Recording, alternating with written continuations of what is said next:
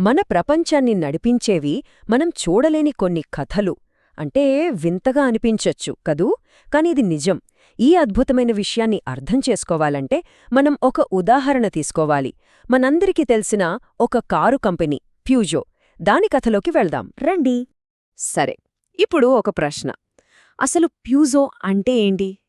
చాలా సింపుల్ ప్రశ్నలా ఉంది కదా, కాని నమ్మండి, దీని సమాధానం మనం అనుకున్నంత సింపుల్ కాదు. అది మనల్ని ఆశ్చర్యపరుస్తుంది. ఒక్కసారి ఆలోచించి చూడండి, నిజానికి ప్యూజో అంటే ఏమిటి? కార్లు అనే కదా అనిపిస్తుంది. కాని ఆశ్చర్యంగా అది కరెక్ట్ కాదు. ఎందుకంటే ఒకవేళ ప్రపంచంలో ఉన్న అన్ని ప్యూజో కార్లని తీసుకువెళ్ళి తుక్కు కింద అమ్మేసినా ప్యూజో కంపెనీ మాత్రం ఉంటుంది. అది మళ్లీ కొత్త కార్లని తయారు చేయగలదు. సో ప్యూజో అంటే కార్లు కాదు. ఓకే, కార్లు కాదు. మరి ఫ్యాక్టరీల సంగతి ఏంటి? అదీ కాదండి. ఒకవేళ ఊహించుకోండి, ఏదైనా పెద్ద భూకంపం వచ్చి ఫ్యాక్టరీలన్నీ నేలమట్టమైపోయినా సరే ప్యూజో కంపెనీ బ్యాంకుల దగ్గర అప్పులు తెచ్చి మళ్లీ కొత్త ఫ్యాక్టరీలు కట్టేయగలదు. అంటే కంపెనీ అంటే ఫ్యాక్టరీలు కూడా కాదనమాట. సరే, ఉద్యోగులే ప్యూజో కంపెనీ అంటారా? ప్యూజోలో దాదాపుగా 2 లక్షల మంది పనిచేస్తున్నారు. ఒకవేళ వాళ్లందరూ అనుకోకుండా మాయమైపోయినా కంపెనీ మళ్లీ కొత్త వాళ్ళని ఉద్యోగంలోకి తీసుకుంటుంది. అంటే కార్లు కాదు, ఫ్యాక్టరీలు కాదు, ఉద్యోగులు కూడా కాదు. మరింకేంటి? అసలు ఏంటి ప్యూజో? దీని సమాధానమే చట్టపరమైన కల్పన. ఫ్యూజో అంటే ఒక లీగల్ ఫిక్షన్ అనమాట. అంటే ఏంటి? అంటే భౌతికంగా మనం దాన్ని తాకలేం, చూడలేం. అదొక శక్తి. మరి ఆ శక్తి ఎక్కడుంది? మనందరి ఆలోచనల్లో ఉంది, మనందరి ఉమ్మడి నమ్మకంలో ఉంది. సింపుల్గా చెప్పాలంటే ఇది కేవలం ఒక ఐడియా, కానీ చాలా చాలా శక్తివంతమైన ఐడియా. ఓకే, ప్యూజో అనేది ఒక కల్పన, ఒక ఐడియా అని అర్థమైంది. కాని అసలు మనకి ఇలాంటి కల్పనలు ఎందుకు అవసరం? ఈ ప్రశ్న వెనక ఒక పెద్ద కథే ఉంది. మానవజాతి ఎదుర్కొన్న అతిపెద్ద ఛాలెంజ్లోనే దీనికి సమాధానం దొరుకుతుంది. ఒకసారి ఈ పోలిక చూడండి, చాలా ఇంట్రెస్టింగ్గా ఉంటుంది. ఒకవైపు చింపాంజీల గుంపును చూస్తే మహా అయితే ఓ 20-50 ఉంటాయి. వాటన్నిటికీ ఒకదానికొకటి బాగా తెలుసు, అందుకే అవి కలిసిమెలిసి ఉంటాయి. కానీ మరోవైపు చూడండి, మన నగరాలు, లక్షల మంది జనముంటారు.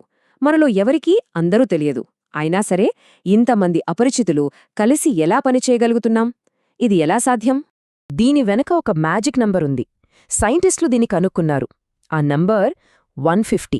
అంటే కేవలం ఒకరికొకరు పరిచయముండి మాటలతో బంధాలు పెంచుకుని ఒక గ్రూపు కలిసికట్టుగా ఉండగలిగే మ్యాక్సిమం సైజ్ అన్నమాటేది. ఆ 150 నంబర్ దాటిందంటే చాలు, ఆ గ్రూప్ నిలబడటం కష్టం, విడిపోతుంది. కానీ మనం ఆ 150 అనే లిమిట్ని ఎప్పుడో దాటేశాం కదా.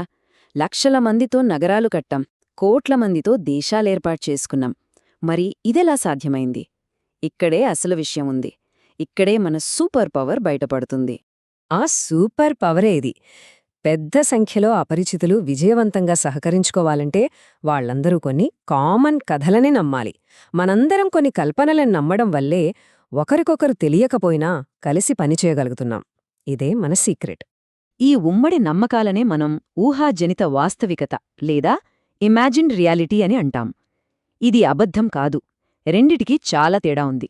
అబద్ధమంటే ఏంటి? ఎవరికీ తెలియనిది ఒకరు చెబితే అది అబద్ధం. కాని ఇమాజిన్ రియాలిటీ అంటే మనందరం కలిసి నమ్మే ఒక విషయం. మనందరం నమ్మినంతకాలం దానికి నిజంగానే శక్తుంటుంది. ఈ కాన్సెప్ట్ కేవలం ప్యూజో లాంటి కంపెనీలకే కాదు.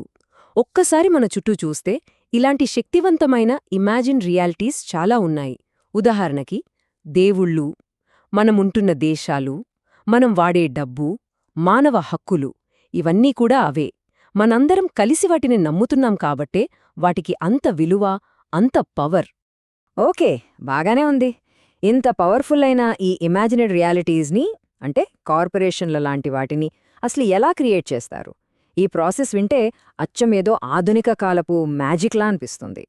చూడండి, ఇది ఎలా పనిచేస్తుందంటే ఈ కాలంలో లాయర్లే శక్తివంతమైన మాంత్రికులన్నమాట. వాళ్ళేం చేస్తారు?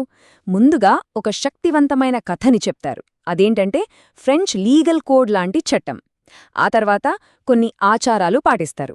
అంటే అవసరమైన పేపర్లు ఫైల్ చేయడం లాంటివి. ఇక ఫైనల్గా లక్షలాది మంది జనం ఆ కంపెనీ నిజంగానే ఉంది అని నమ్మి అలా ప్రవర్తించడం మొదలుపెట్టినప్పుడు ఆ కల్పన కాస్త నిజమైన శక్తిగా మారిపోతుంది. ఈ మ్యాజిక్ని మనం ప్యూజో కథతో పోల్చి చూద్దాం. 1896లో ఆర్మాండ్ ప్యూజో అనే ఒక మామూలు మనిషున్నాడు. అతను ఒక లాయర్ అనే మాంత్రికుడు దగ్గరికి వెళ్లాడు. ఆ లాయర్ చట్టమనే మంత్రాల పుస్తకం తెరిచి కొన్ని రిచువల్స్ చేశాడు. అంతే, ప్యూజో ఎస్సే అనే ఒక కొత్త జీవి పుట్టింది. ఒక ఇమాజిన్డ్ రియాలిటీ అన్నమాట.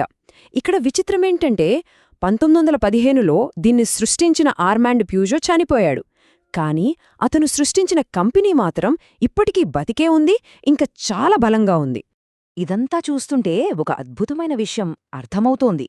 అదేంటంటే మనం బతుకుతున్నది ఒక రియాలిటీలో కాదు, 2 రియాలిటీస్లో. మనదొక ద్వంద్వ వాస్తవికత. ఇక్కడ చూడండి, మనకు 2 వాస్తవికతలు కనిపిస్తున్నాయి. ఒకటి భౌతిక వాస్తవికత, అంటే నదులు, చెట్లు, సింహాలు లాంటివి. వీటిని మనం చూడగలం, తాకగలం.